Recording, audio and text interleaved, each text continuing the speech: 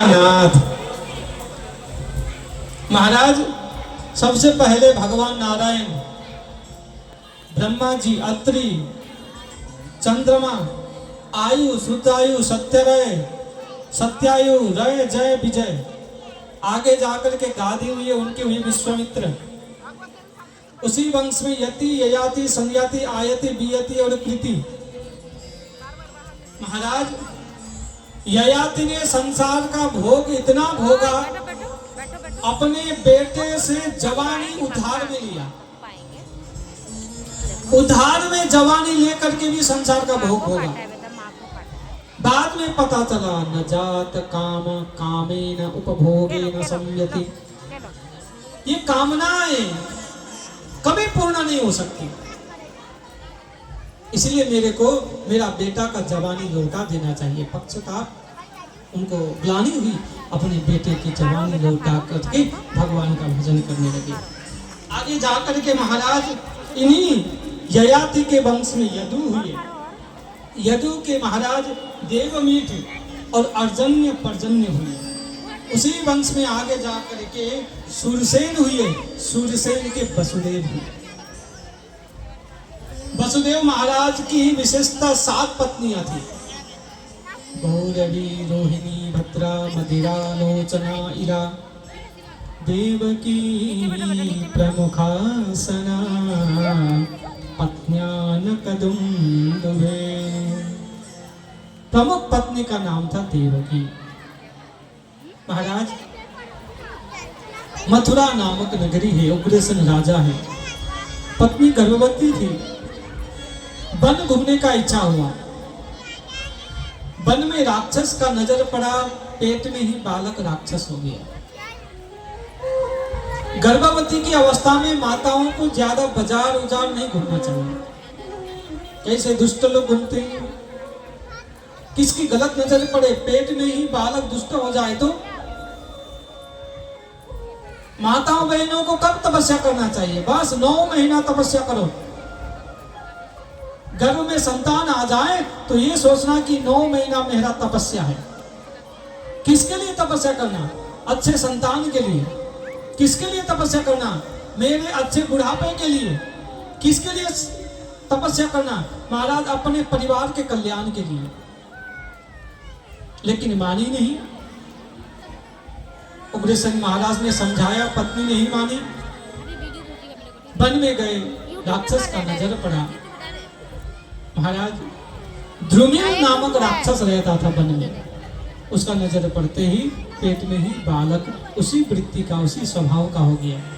जन्म लिया, नाम रखा गया कंस। 16 वर्ष के हुए, पिताजी को जेल में डाल करके खुद राजा बन के बैठ गया। महाराज, उसको कोई पसंद नहीं करता। जिसको कोई पसंद नहीं करता, भले उसकी खुशी के लिए कोई तो अच्छे से बातचीत कर देने वाला होता ही है ना। कंस से कोई बात नहीं करता, लेकिन देवकी ने सोचा जैसा भी है कोई बात नहीं, तो अपने तरफ से अच्छे से बात कर देते थे। तो उसको ऐसा लगा मेरी बहन है देवकी, धूमधाम से इसका शादी करूंगा। पहुंचाने के लिए मैं स्वयं जाऊंगा। वसुदेव जी के साथ विवाह फिक्स हुआ। पहुंचाने के लिए रास्ते में जाने लगे।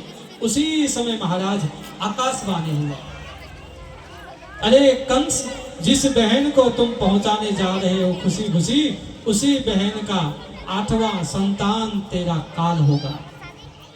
इतना सुनते ही कंस ने तलवार निकाला। सोचा ना रहेगी बांस, ना बजेगी बांसुरी। अपनी बहन को मारना चाहा। बहन रहेगी नहीं है तो जन्म कहां से होगा?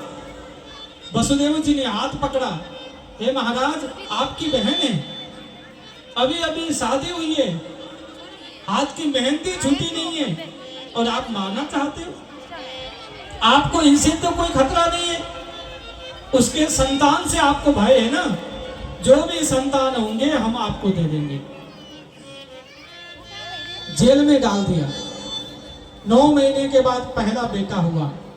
कीर्तिमानस्य प्रथम,